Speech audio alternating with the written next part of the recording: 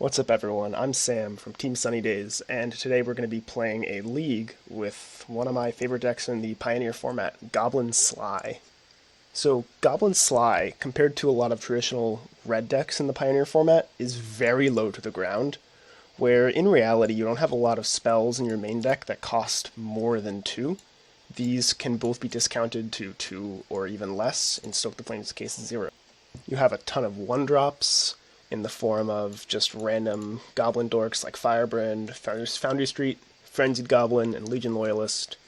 You have 6 2-mana Goblin Makers in Dragon Fodder Instigator. You have the 4 Burning Trees, which obviously combo with the Reckless Bushwhacker, like you see in the modern format. And then you have 4 Stoke the Flames and 2 Heartfires for 6 different burn spells that deal 4 damage. These are supposed to act like Goblin Grenades if you know about the modern version of the deck. They're just used to push the last points through, because this deck can have trouble closing the game after its Burning Tree Bushwhacker turn. The deck has 2 Piledrivers. This is the only Goblin payoff in the entire deck. There are other creatures that you could be playing that aren't Goblins, just like get rid of the Piledriver and be just a mono-red deck, but in reality, the only concession you're making to playing the card like Piledriver is Frenzied Goblin. All the rest of these goblins are very good on their own, and you'd probably play them. The only one you play over Frenzied Goblin would be Bomat Courier, but that doesn't trigger Firebrand. And I think Piledriver is what can take this deck over the top against decks like Inverter, Esper Control, and especially Spirits. Piledriver can win the game on its own, especially combined with Legion Loyalist in the creature matchups. Piledriver just gets insanely big, your opponent just can't block it efficiently, and die to the rest of your board if they try to do so. The deck plays only 20 lands, because obviously you're a low-to-the-ground aggro deck. 4 Castle Embereth, because you go wide with goblins. No Ramunap Ruins, because 5 mana is a lot in this deck. And Castle Embereth costs 3 to activate, and then itself, so that's 4. And Castle Embereth typically deals 3 or 4 on the turns where you're activating it. So it's a slightly better than Ramunap Ruins, and you can only really have X amount of non-mountain cards before your castles start coming in tapped all the time, and you really can't afford that in a deck that wants to be putting as much stuff into play on the first few turns of the game. I believe this deck is very well positioned right now because there is close to no Euro in the metagame. All the Sultai decks don't exist. Pioneer's in a weird spot where there's no fetch lands, so you can't power out Uro fast enough. Even though the Sultai deck is very good at powering out Euro, it's just not well positioned with all the Inverter that's going around. In the sideboard, we have the Rending Volleys to deal with the White Heliod decks as well as Spirits. We have Searing Blood to deal with the other creature decks. The Smash Smithereens are really good against the Ensoul decks and any other decks that have artifacts in them, obviously.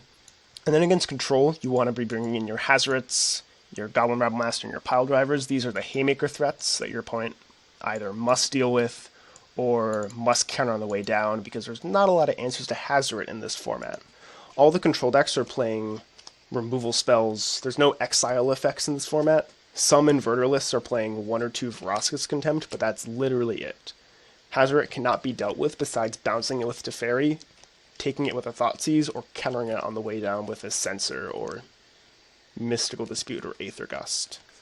So we're on the draw for the first game of the day, and this hand is pretty decent. It has the Castle Embereth 2 lands, so we can probably draw another land and get to start activating Castle. We have a very good curve. Turn 1, Dork. We'll figure out which one of these you want to do turn 2, and then turn 3 we can do a 3-drop plus another 1-drop. Yeah, this curve's pretty great. We're keeping it. Into the Triome? I have no idea what that means. Ooh, that's one we want to see. Best turn 1 play in the deck. You'll love to see it. Is this Abzan? No, this is Niv, probably. That's a nice one. Okay, so I think this means...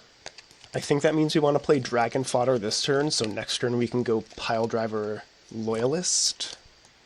If we go Piledriver this turn, next turn we could go Loyalist into Bushwhacker, kick it. How much damage is that? That's a lot. I think we're just supposed to play Dragon Fodder this turn so he can get in for 3 with his Foundry Street Denizen, because it gets 2 triggers from the fodder.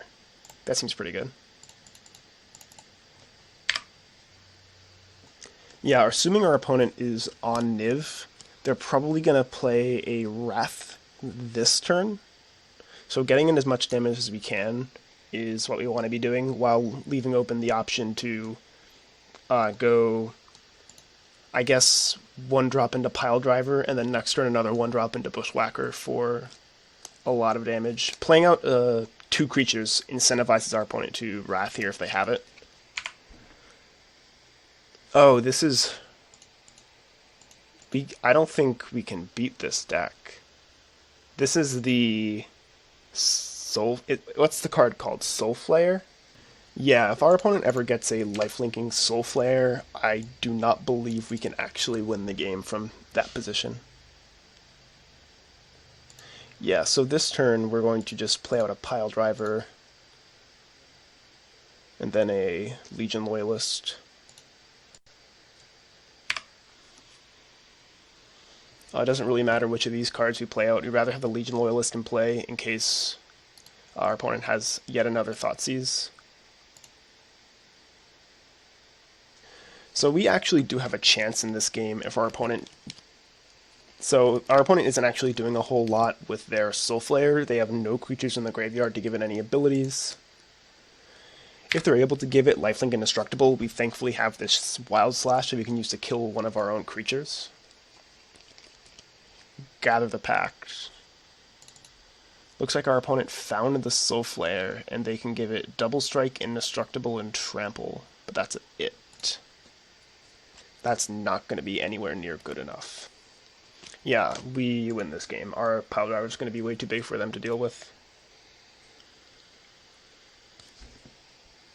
Double Strike, Indestructible, Trample. This gets first strike, so it'll kill him. Yeah.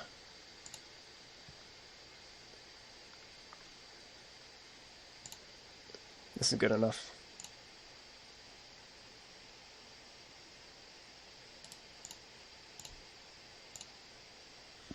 Oh yeah, this is going to be more than lethal.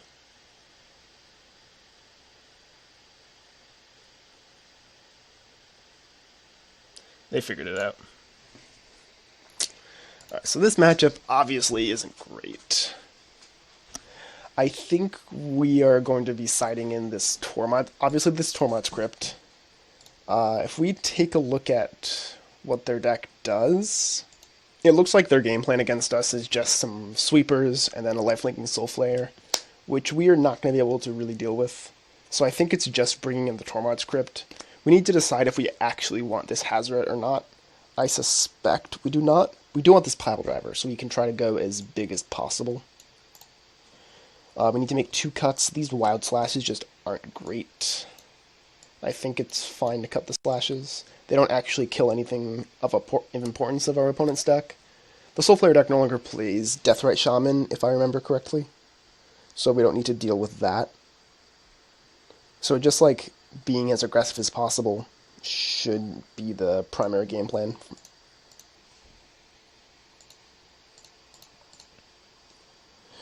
On the draw, this hand doesn't do anything. Take a mulligan. Alright, this hand technically does stuff. We need another 1-drop to play on turn 3, but this hand looks fine. We're going to bottom this Heartfire, because we need these 3 lands to function. If we draw another land, we're going to get punished. It's not the worst. It's also not great.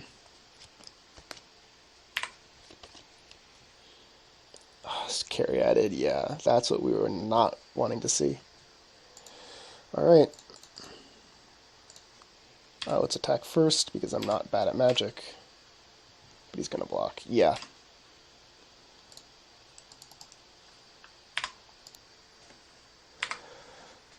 Another land might actually be fine, depending on what our opponent does here. Because, like, we can just play out a Naked Bushwhacker, and then next turn go Instigator Bushwhacker. This looks like double Grizzly Salvage. No, our opponent's realizing they should Grizzly Salvage now. Oh, a swift end. Not great. Okay. So what can we do here? We can actually stoke the flames this Murderous Rider because this Instigator's free. We do need to kill this Murderous Rider right now. I think the plan here is to just not play out this Instigator and just cast Stoke on it and attack for 2. We want this Instigator so we can draw another land and Bushwhack Instigator. Yeah, we're just gonna kill the Murderous Rider and attack. It's not the greatest play in the world, but you gotta do what you gotta do. Our opponent's not filling up their graveyard at all. Hopefully this is not just another Murderous Rider. Shit. That one's not great. Now we can't even really afford to Instigator. Because if we go Instigator, Bushwhacker, that's 12 power. Our opponent kills probably the Loyalist. I think we just have to do it. Yeah. It's pretty annoying, but we just have to let it go.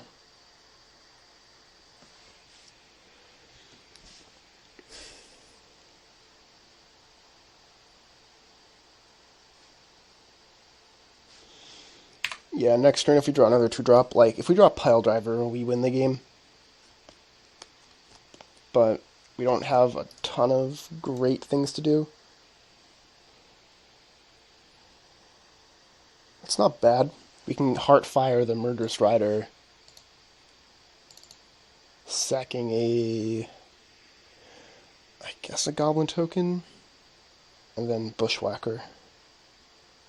That seems pretty good.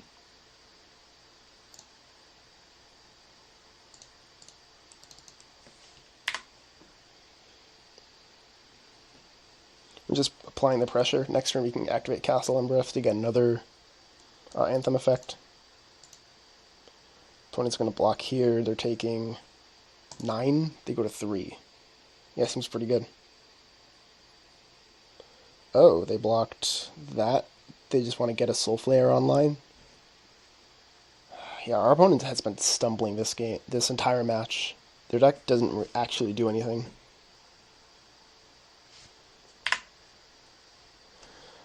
Zapalta doesn't give lifelink. They don't have a lifelinker. That's gas.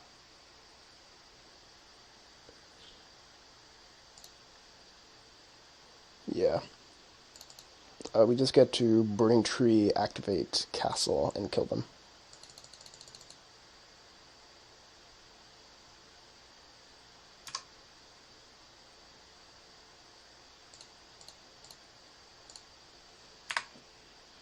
Seems pretty good. 1-0, on to the next one. Alright, we get to be on the play for this one, and our opponent has a Yorion. Yorion's kind of scary. That means they're probably Esper control.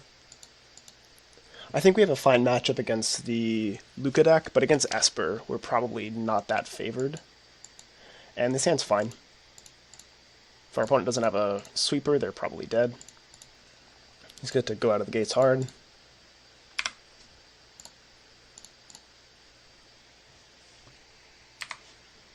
Still have no idea what they are. Kinda sick.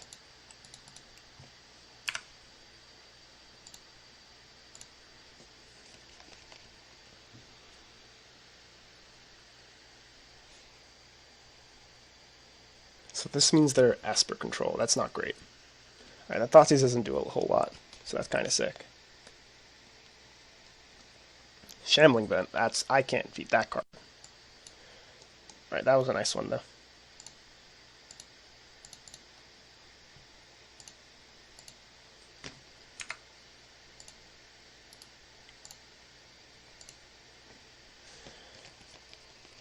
Hopefully your opponent doesn't play an Othakaya here. Othakaya on our Burning Tree would be not great. To Fairy, that doesn't matter. Yeah, that's cute. Alright.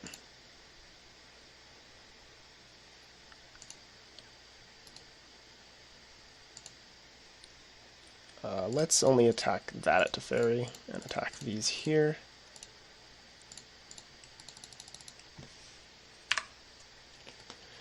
force our opponent to have something good. It was possible we were supposed to just play Frenzied Goblin, but that doesn't actually deal with this Shambling Vent. Architect of Thought? Sure. That's interesting.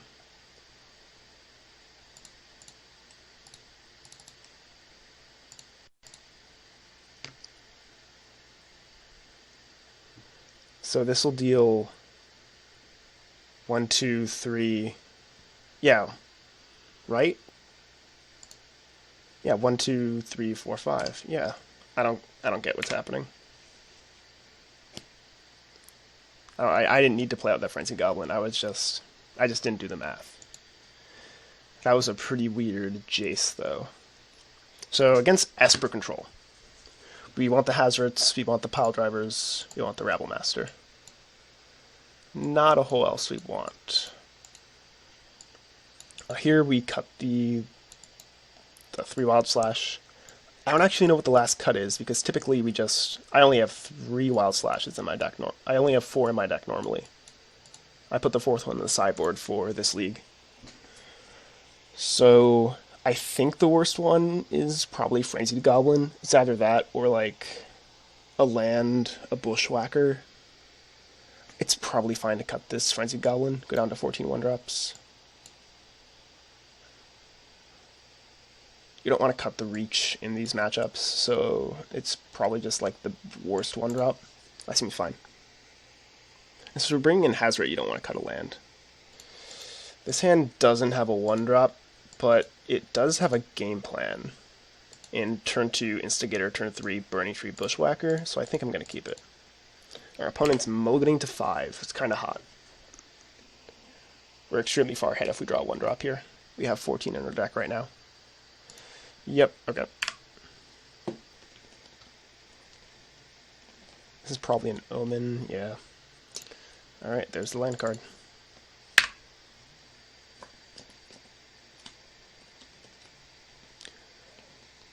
What's our opponent doing here? To Teferi bounce a Goblin would be annoying. But that means we would get to kill the Teferi.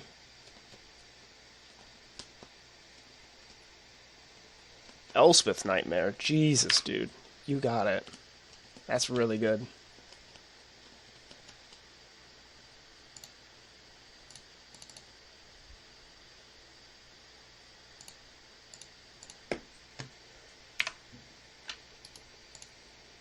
I only get to attack for 8 here. Put my opponent to 13. I have 7, sorry. They get to take one of our 4 damage spells. Probably the Heartfire, so we don't get to just like sack a Goblin, Surge the Bushwhacker.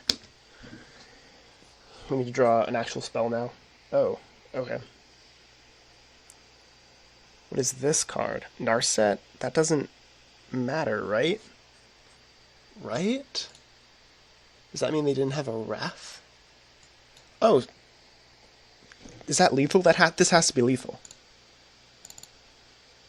I haven't done the math, but I'm very sure this is lethal.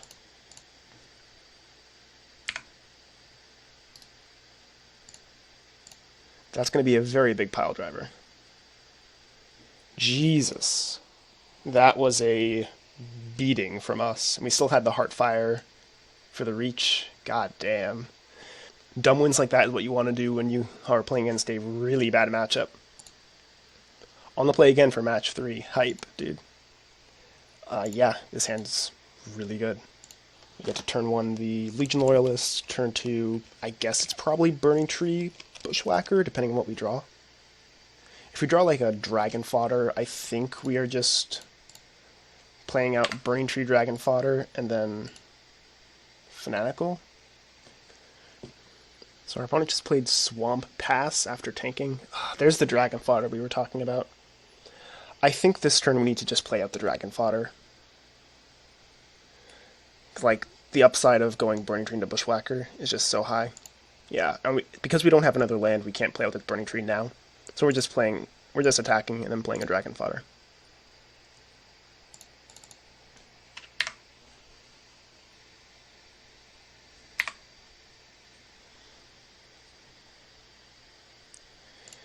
Alright, let's go Burning Tree Bushwhacker.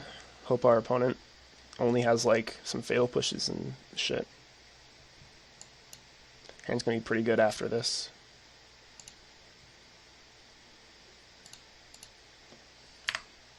And just 7 points of burn in hand.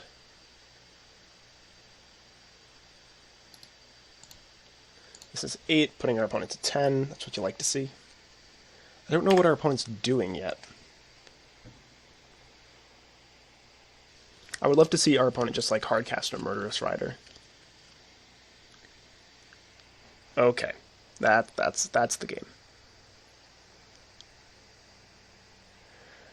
So yeah, we're just playing out the Frenzied Goblin. Our opponent's probably going to block the Bushwhacker. Doesn't matter because we're going to Wild Slash the Murderous Rider. Opponent's going to take 4.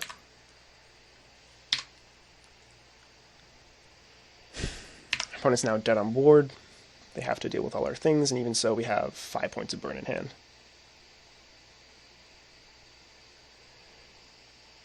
Sorin? Oh, it's vampires. Sure.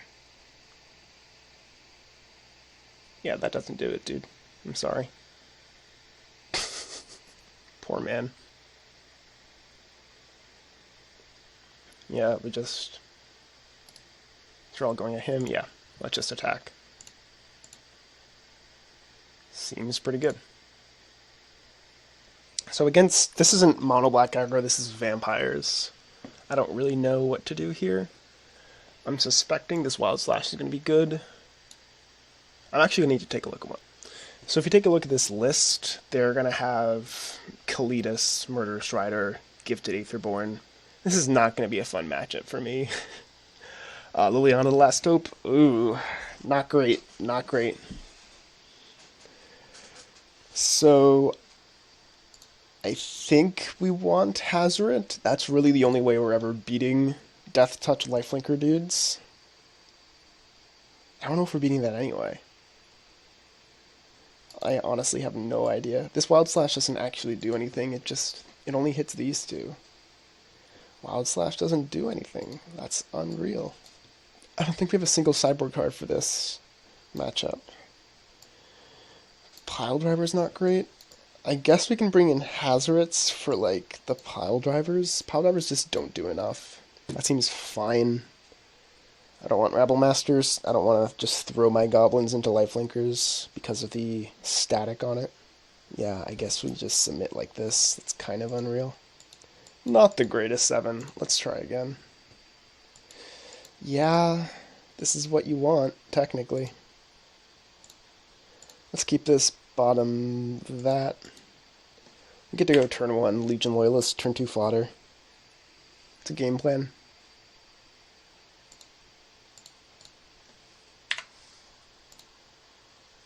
If our opponent plays a Gifted Aetherborn, we're like 0%, but that's just how this deck works. We bottomed the Shock too. Unlucky. I think this turn we're playing out the Dragon Fodder, because next turn we get to play out Fanatical Firebrand as a 1 damage burn spell for this, because this is going to get First Strike. We can deal First Strike damage and then kill it with the ping off the Firebrand. We're not getting a whole lot of value off this Foundry Street, but I think being able to deal with this Knight or just even attack through it is like pretty high upside. If our opponent plays Sorin, we're probably dead, but that's just how Vampires works. It's not what you want to see exactly. So here we can go Foundry Street, Firebrand, go. End step, stoke the Gifted Aetherborn, and then start doing our thing. If our opponent plays a Cletus, we're obviously stoking that instead, but...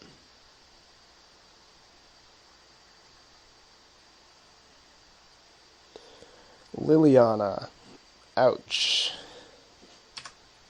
We might have to stoke Liliana, depending on what gets hit here. Oh, that's not the right card. That means we can... Can we kill Liliana? I don't think we can. We can by just activating the the castle. Yeah, sure, that's fine. That doesn't actually matter. We just get to kill Lily now. That's hot.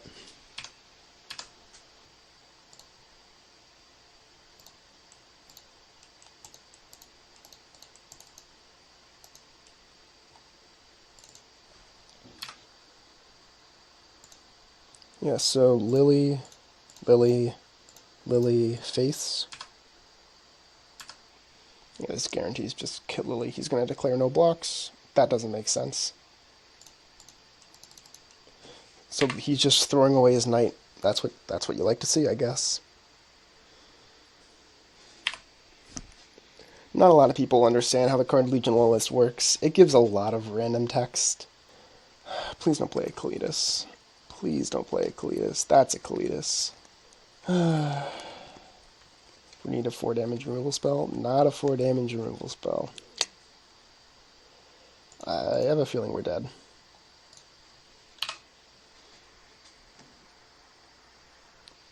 Yeah, we're gonna need to deal with this before we continue our aggression.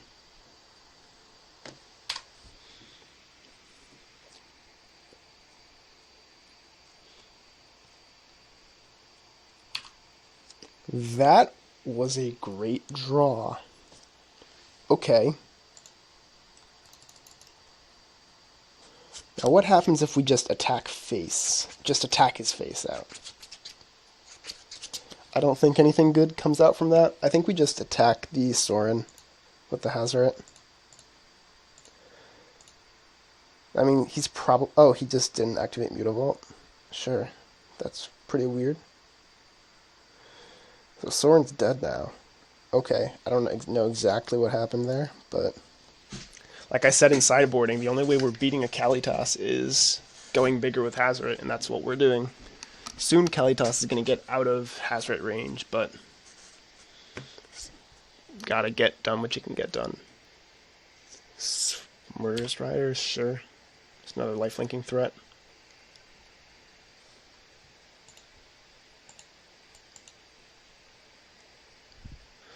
I think we're just discarding this Instigator. It's like we're never getting anywhere on the ground at this point. I think that's pretty reasonable. It's just a 2-mana, just a shock at this point. A lot of our spells are going to be. Sure. Alright, let's...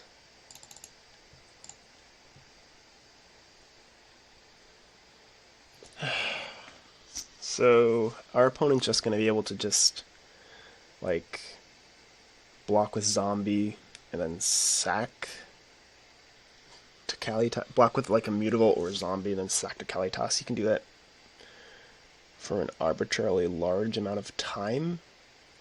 So I think we're best just holding this Hazoret back and stopping him from attacking with the Murderous Rider. Because technically we have a good amount of burn in play. We have 4 points in play. Yeah, he's just sacking that right now. That's what you like to see.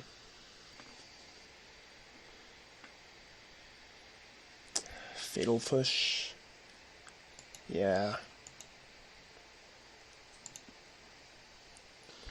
That's really annoying. I don't actually know how we're winning this game because we can only put our opponent to 6 here. Like, we're going to have to block with... Oh, our opponent is giving us another draw step. Okay. That's strange, but sure. Alright. We still need to hit a Stoke the Flames. Or a Heartfire.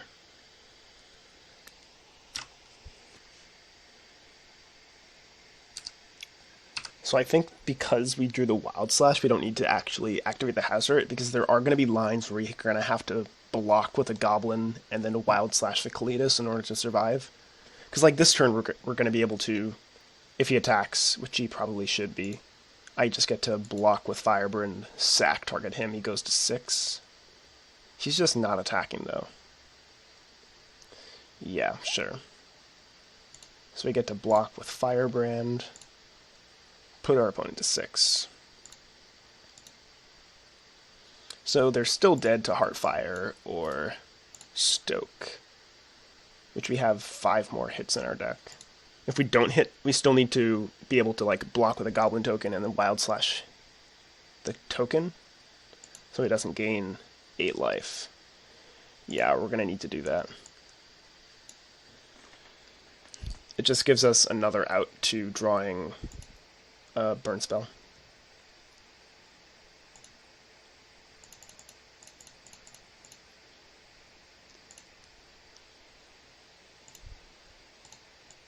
Yeah, let's just Wild Slash our Goblin.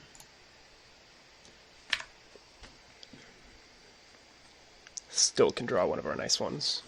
Another Fanatical Firebrand also does it. This is tough. Yep, alright. Opponent probably should have... Yeah, that's not one where we can win from. Pretty unlucky. Yeah, this board plan is what we have to do. Just submit. Hope we can... We're on the play this time. Our opponent's deck doesn't actually put a lot of creatures into play in the early game, so we should be able to get a pretty good board presence and overwhelm. That's the game plan here. And yeah, this hand does what we want to do. Attacks for 3 on turn 2. And then if we draw a land, Bushwhack out off of a Dragon Fodder effect. Thoughtseize is probably taking the Instigator. Took the Bushwhacker, sure. Stoke's pretty nice.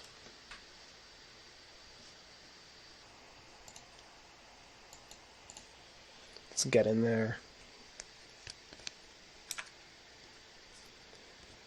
Gifted Aetherborn. Yeah, that's fine because we have the Loyalist and the Wild Slash.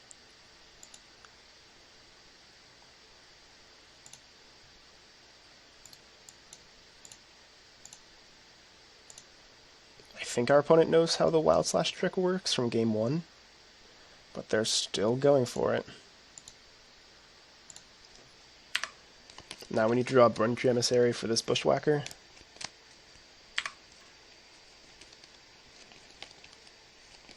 Hopefully not a Murderous Rider. Damn, hitting our Legion Loyalist? Alright. Yeah, let's... If our opponent's only play next turn is like play a Kalitas or whatever, they're dead. If their play is just like Murderous Rider without a Fatal Push, they're just dead. No, Fatal Push doesn't even do it. Yeah, I think they're dead. We get to... No, they're not dead. We have to draw... Oh yeah, we can just stoke their face. That's hot. Forgot that that could go face. Alright, 3-0. Let's keep going, I guess. On the draw with the one-lander. So this one-lander doesn't really have a good payoff, even if we draw another land. We don't have a whole lot going on, like we don't have a Bushwhacker effect. So I don't think it's worth trying to spike the land, so we can pretty safely go to 6 here. Yeah, this hand's a lot better. We just get to bottom a Loyalist. Hopefully we get to draw another land card so we can go 1-drop into Bushwhacker on turn 3. This hand's a whole lot better. Alright, we're playing against Breach. So, Breach is a fine matchup, not when they play a Turbine Grazer. That's not what you want to see. We also do want to hit our land for the nice Bushwhacker draw. Sylvan Scrying, yeah, we're probably dead here. They get to do everything. Nope. Alright, we're just playing an Instigator here.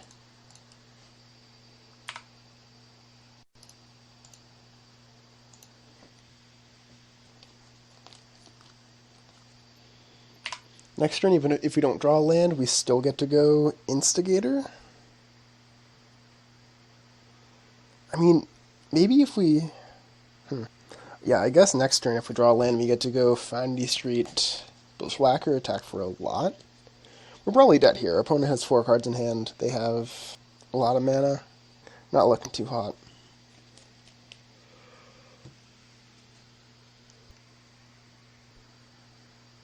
They put Hidden Strings and Blast Zone into their bin. That means they have infinite mana. Let's hope that they do not. Ah, that's a breach. Not the greatest. So what's our sideboard look like for this matchup? We have Tormod's Crypt and Piledriver. That's really it. Not a whole lot, but this matchup's traditionally pretty good as long as we get to be on the play. And our opponent doesn't have the nut draw like they do here. Just the turn 3. I don't know what's in their hand that would be stopping them from going off, though. Like, even if they just exile the 3 cards in their bin to Hidden Strings, that generates +2 mana, so they go to 6 mana. They then... Oh, they might not actually have enough to go off here. Hold on. Because they would go Granted for a Tome Scour, but that's still only 1 mana left. They have to have either a Hidden Strings or Vizier in their hand to be able to kill me. They might have fucked up. They might just... Oh, it could also just Granted for a Breach to try again next turn. Have they been slow rolling me? Did they just have a pour of the pages and then they didn't know if they wanted to cast it or not? That's pretty unreal. They just slow rolled me. Damn. It's kinda sick.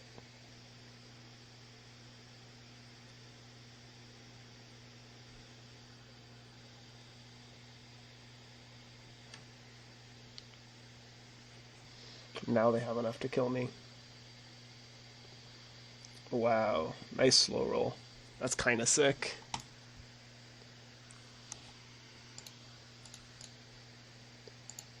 Did they just not understand how pour over the pages works? I don't get it. I don't get it.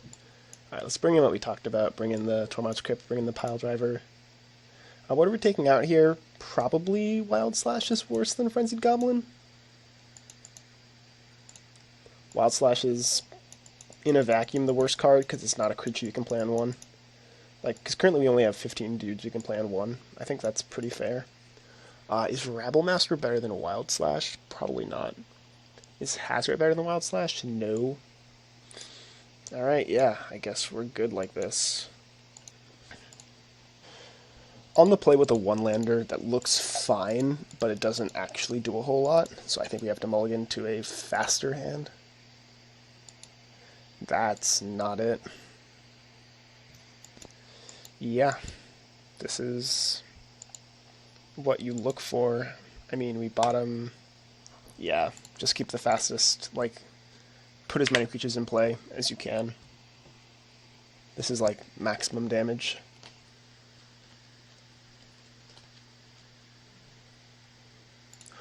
Ooh. I would like to draw a land card. A land would be sick. For the multi-5 nut draw. Oh yeah.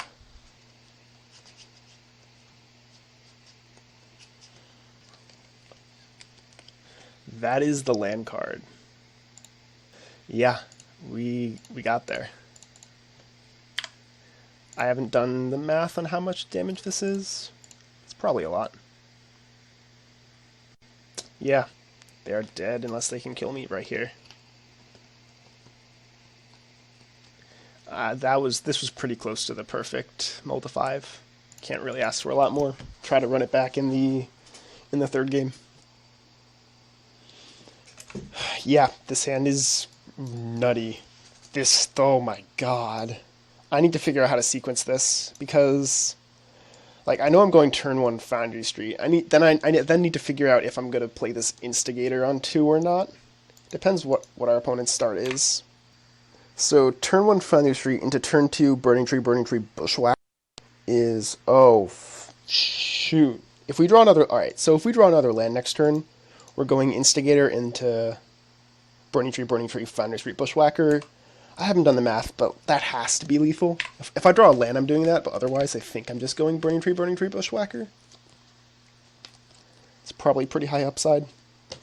It also depends what happens here. If our opponent goes like grazer, like land grazer field, I have to make a decision. This looks like, I don't know, might be a blink? Legion Loyalist. So if I go Instigator this turn, I'm attacking for 3. They could just blink it back to my hand, which wouldn't be great. But then I get to go Burning Tree, Bushwhacker next turn. If they, assuming they blink this turn, I get to go Tree, Bushwhacker. That's 4 plus 6 is 10, plus 2 is 12, and then they're dead on the next turn because this is 2, 4, 6, 8, 9. Or I could just Burning Tree, Bushwhacker this turn. If he has the blink for that, he takes 8 to 12. No, I have to play Instigator here. Blink, like this line, is just so much better. And if I draw a land next turn, I can throw Foundry Street in the mix. That would be plus, it's a 5-point attacker. Yeah, that was a nice blink.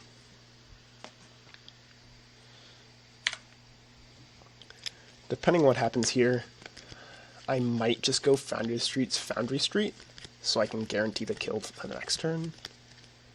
Vizier. Alright, I think that means I go Burning Tree this turn.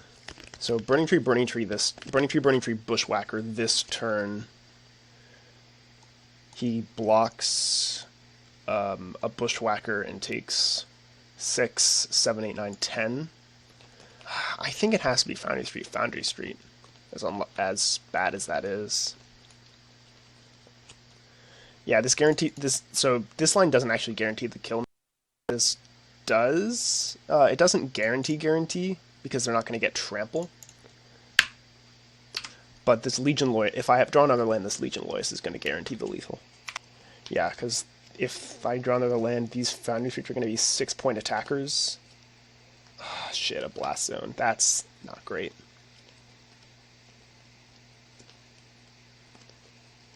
Oh. That doesn't actually matter a whole lot. What is our opponent's hand? So theoretically they could blow up the Blast Zone, deal with our Foundry Streets. I think we're still gonna Burning Tree. We could also just Dragon Fodder, force our opponent to pop the Blast Zone, and then next turn go Burning Tree, Bushwhacker with like a bunch of 1/1s. That's pretty interesting. A third fucking Burning Tree Emissary. What does that mean? If I go Burning Tree into Bushwhacker, so these Foundry Streets are gonna die. It's like if I just play all these out, my opponent would block there, and I guess an Instigator. Yeah, he would actually no. My opponent would just block a token and an Instigator. Sorry, Burning Tree Instigator. They would take 2 plus 9 plus 2, which is 13. They'd have to pop the Blast Zone.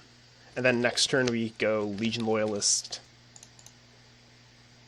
Yeah, this actually forces our opponent to pop Blast Zone now, which you're going to have a lot of 2-mana cards. You want to just put the pressure on as quickly as possible. Burning Tree number 2. And Burning Tree number 3. To Reckless Bushwhacker. Yeah, so these Foundry Streets are going away.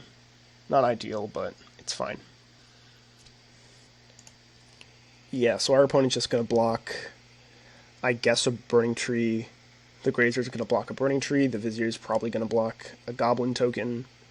It's going to pop the Blast Zone and take 2, 8, 10. Did I do the math wrong?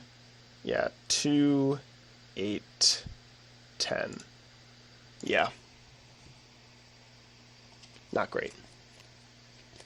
Oh, he's doing the math wrong. He's going to take an extra 1. Yeah, seems about right. Go to 9 from this. I'm gonna still have my burning trees in play. It's gonna be sick.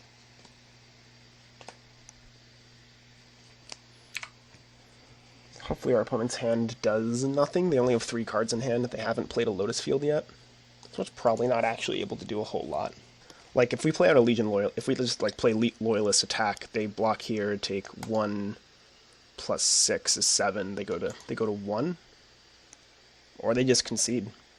Awesome. Yeah, that matchup's pretty good if we have an aggressive start. We can't really beat the Anger of the Gods. That like they can pretty easily make 7 mana go granted into Anger. Not really the ones we can beat, but the Bushwhacker draws are how we win this matchup. They don't play any removal spells, so each creature just gets abnormally large. Just go over the top. Alright, let's try to get that sweet, sweet 5-0. Alright, in match 5, we're on the draw with a pretty perfect curve. Our opponent's mulliganing to 6. Not a lot more you can ask for. You get to go do the Foundry Street into Dragon Fodder, into 1-drop Bushwhacker. You have the 3 lands. Only thing I could ask for is if we're on the play or this was Castle, but like this hand's pretty nutted. Especially with that the 1-drop we get to play on turn 3 is Legion Loyalist. Oh yeah, that's sick. What does Sacred Foundry tapped mean? I honestly have no idea.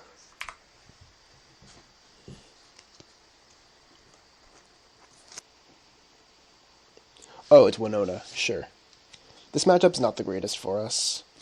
They have a lot of just dudes that make more blockers. Like Voice Resurgence 8. Yep, Voice Resurgence is a card that we can have trouble dealing with. So here I think we're just going Instigator, pump up the Foundry Street, and just get in. Our opponent might not even elect to block, but like it's not getting any better for our Foundry Street. Actually, it technically is.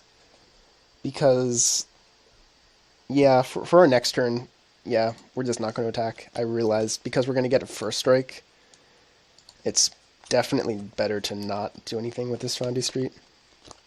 Like, hopefully our opponent just plays like a Rabble Master. Because, like, all our creatures are going to be 2 X's with first strike. Opponent can't deal with that. Selfless Spirit, sure, that doesn't actually do a whole lot. Yeah, let's do the thing.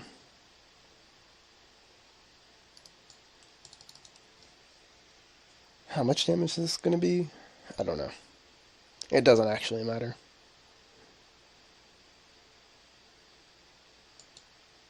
Next turn we get to go Castle. Our opponent could actually, like... Yeah, this Voice of Resurgence actually isn't doing a whole lot because Legion Loyalist stops tokens from blocking. It's possible we should have just jammed with that Foundry Street, hope it didn't block. Even if he did block, the token wouldn't be able to do anything for the next few turns. It's possible that was just correct. They're not doing anything. That means they have Winota in hand. They're just going to try to spike kill me with the Angrath's Marauder. A singular Angrath's Marauder doesn't kill me. They have to hit 2 Marauders. Correct? So the Winota deck, for those who don't know, they play Winota. That's the one whenever a non-human attacks. You look at the top 6, put a human into play, tapped and attacking. And Angrath's Marauders is a 7-mana 4/4 that doubles all damage that would be dealt by sources you control. So it's essentially an 8/8 and it doubles everything. So 8 plus 4 plus 4, that's 16. Yeah, it has to be 2. It has to be Angrath's Marauder plus a thing. Oh, Eldritch Evolution for Winota? That doesn't matter. Because the Elemental isn't going to be able to attack this turn. I don't know what they're trying to get with this Winota. Like, they're just going to attack with a Selfless Spirit. I don't know what their goal here is, honestly. Create 2/1/1 red elementals? That doesn't do it. Does he not understand what Legion Loyalist does? Do I be mean by telling my opponent to read Legion Loyalist? Yeah, probably.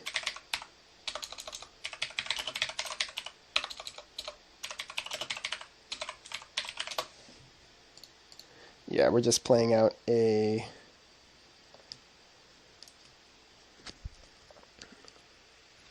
So here we get to play Fanatical Firebrand, play out Legion Loyalist, play out Instigator. Yeah, that seems pretty good. We also don't even need to attack with this Firebrand.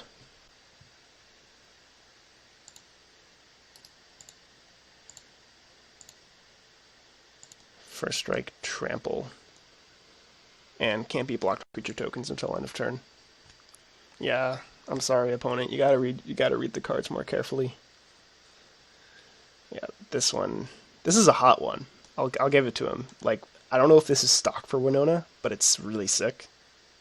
Yeah, they're dead. There's not a lot they can do here. So we got game 1 against Winota, which is really hot.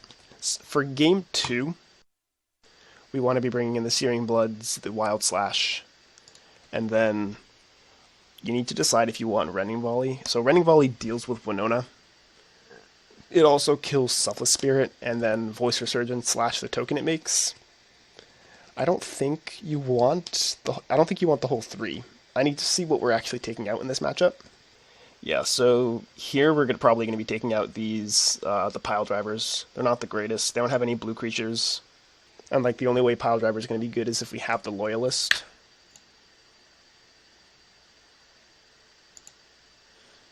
Yeah. So we're bringing in these cards, definitely. And we are going to be taking out the Piledrivers. Dragon Fodder is not the worst.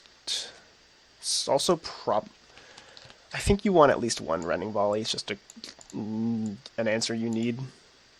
Yeah, let's put the Wild Slash over here for organizational purposes. Heartfire's probably not great.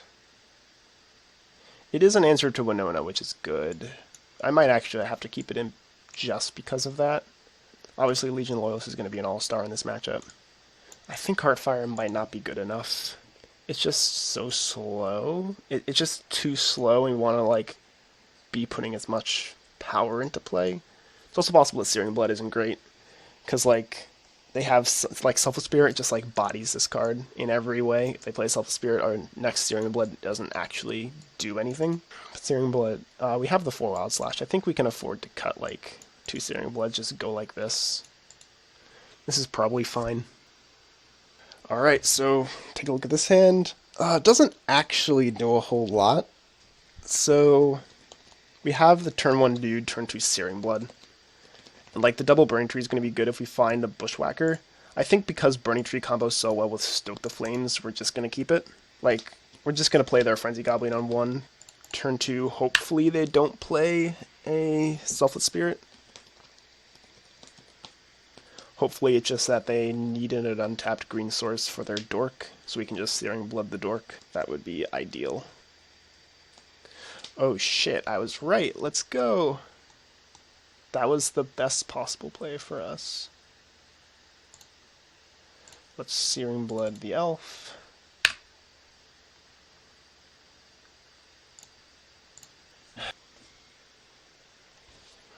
Voice is annoying, yeah, whatever. Stoke the Flames. Okay, so here we are just going to go attack with Frenzied Goblin. We can pay red to have it not block. Then we get to go Burning Tree, Stoke your face. Yeah, seems pretty good.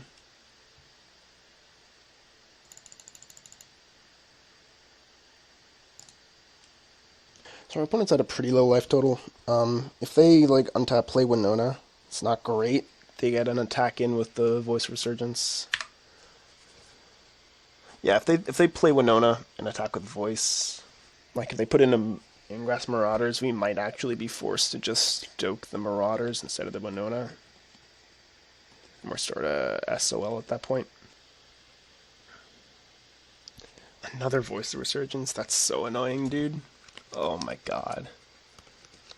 Like, the best thing we can do here is play out a land, tap the Burning Tree and the Frenzied Goblin to Stoke, and then Bushwhacker. They just trade, then he plays Winota and gets some tokens.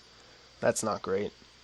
If he plays Winona, I'm forced to stoke Winona, and he gets 2 Voice Resurgence tokens, which also isn't going to be great. So I think here I'm just supposed to send with a Frenzied Goblin and a Burning Tree. I could also just send with the Burning Trees. That's probably not unreasonable. It just gets damage in, and if he wants to just trade, it gets the elemental tokens off the table, so for when he Winonas, I get to stoke it. Yeah, that's fine with me. He gets some dudes, but I get to kill the Winona. Not optimal, but whatever. Creatures entering the battlefield or dying don't cause abilities to trigger. So that shuts off our Bushwhacker. So I think here we're actually gonna stoke the Hushbringer. And then take 2. Hopefully we get to draw something nice for this Bushwhacker, like a nice 1-drop. Yeah, that's perfect. That means we get to have the Elemental not block. We're dealing a lot of damage here. Yeah, our opponent's at 4. They're dead to a Stoke the Flames. We have 2 Stoke effects in our deck left. Not great, but one of our opponent's lands is even a Mana Confluence, which is hot. Yeah, Temple Garden. Not what you wanted to see from our opponent. Sorry, for our opponent. Legion Loyalist would be broken, obviously. Best card in our deck, without a doubt. Stomp our Frenzy Goblin. Ouch. That was bad. Yeah.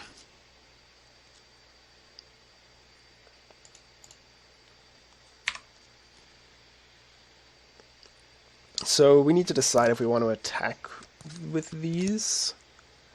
Like, if we attack, our opponent just trades off. I think we're actually fine, our opponent trading off, because they're just going to play a Bonecrusher Giant. We're going to be able to have it not block, and then activate Castle. Oh, I just clicked OK. That was definitely a misclick. Alright, whatever. It's like pretty comparable. It's actually not. Our opponent's going to have a bunch of 3/3s. Or our opponent just plays Winona and kills us. Yeah, we fucked up. That's really bad. Eldritch Evolution into what? I don't get what our opponent's doing. This is Scooz? Scooz would be annoying, but... Yeah, Scooz would be annoying, but it's lethal with a land. Because we get to make the Scooz not block, activate Castle, our opponent blocks the Bushwhacker. Alright, yeah. That's a very nice 5-0 with Goblins. I did not expect a 5-0. This deck's... I don't think this deck's that well positioned. I don't think it's a tournament suited deck. It's just a fun little meme that I like to play. For those who don't know, our Team Sunny Days, used to be called Team Landdrop under a different company name. We were testing for the Invitational, and we were gonna play this deck until we audited over to the Golos Field deck, back when that was still legal in Pioneer. But we were pretty close to playing something along these lines. The main deck has stayed the same for over 6 months. The only additions that I've made are putting in the Heartfires for cutting a Wild Slash and a Piledriver. And then the sideboard slots have changed a lot over the time, adding more Rendling Volleys as Spirits goes up and down in popularity. Hazoret was, we originally had a board plan of Goblin Rabblemaster and Legion Warboss, but we decided that Hazoret was the better threat against control because it couldn't be wrathed. A lot of changes have been made over the time. But anyway, thanks all for watching. If you're not part of our Discord, come join that. There we post all of our deck lists, sideboard guides, ton of free content. We have a lot of great people in there. Got some great discussions going on at all times. It's going to be at the top of the description. There's also going to be a link to our team's Twitter, and my Twitter, of course, self-promo. Why wouldn't you? So thanks for watching. This has been Sam from Team Sunny Days, and stay tuned for more janky Pioneer content.